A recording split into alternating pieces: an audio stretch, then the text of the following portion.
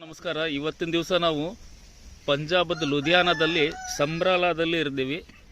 So ತಾವಿಲ್ಲಿ ನೋಡ್ಬೋದು generation of ಫಾರ್ಮಿಂಗದು ಒಂದು 800ರಿಂದ 1000 ಜನ ರೈತರದ ಒಂದು ಸಮೂಹವನ್ನು ಮಾಡ್ಕೊಂಡ್ಬಿಟ್ಟು ಆರ್ಗ್ಯಾನಿಕ್ ಫಾರ್ಮಿಂಗನ್ನು ಮಾಡ್ತಾ ಇದ್ದಾರೆ.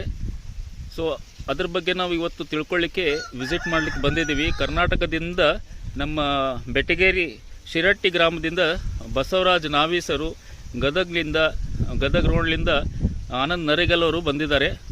ಸರ್, ಒಂದೆರಡು ಮಾತುಗಳನ್ನು ಹೇಳ್ಬೇಕಂತ ನಾನು ಕೇಳ್ಕೊತಾ ಇದ್ದೀನಿ. ಸರ್, ತಮಗೇನು ಅನ್ನಿಸ್ತಾ ಇದೆ ಇಲ್ಲಿ ಬಂದಮೇಲೆ? ಸರ್ ನಮಸ್ತೆ ಸರ್. ಭಾಳ ಖುಷಿ ಆಕತ್ತೆ ಸರ್. ಯಾಕಂತಂದ್ರೆ ನಮ್ಮ ಕರ್ನಾಟಕದೊಳಗೆ ಇಲ್ಲಿ ನಾವು ಪಂಜಾಬದ ಲುಧಿಯಾನ ಕ್ಷೇತ್ರಕ್ಕೆ ಇಲ್ಲೇನು ಈ ಸಂಬ್ರಾಲ ಈ ಒಂದು ಕ್ಷೇತ್ರದೊಳಗೆ ಬೆಳೆದಿರ್ತಕ್ಕಂಥ 100% ಆರ್ಗ್ಯಾನಿಕ್ ಒಳಗೆ ಬೆಳೆದಿರ್ತಕ್ಕಂಥ ವಿವಿಧ ಬೆಳೆಗಳನ್ನು, ಡಿಫ್ರೆಂಟ್ ಟೈಪ್ಸ್ ಆಫ್ ಕ್ರಾಪ್ಸನ್ನು ಮಾಡಿ ಇಲ್ಲೇನು ಒಳ್ಳೆಯ ಭೂಮಿಯ ಫಲವತ್ತತೆಯ ಬಗ್ಗೆ ಆಗಿರ್ಬೋದು, ಮುಂದಿನ ಮಕ್ಕಳ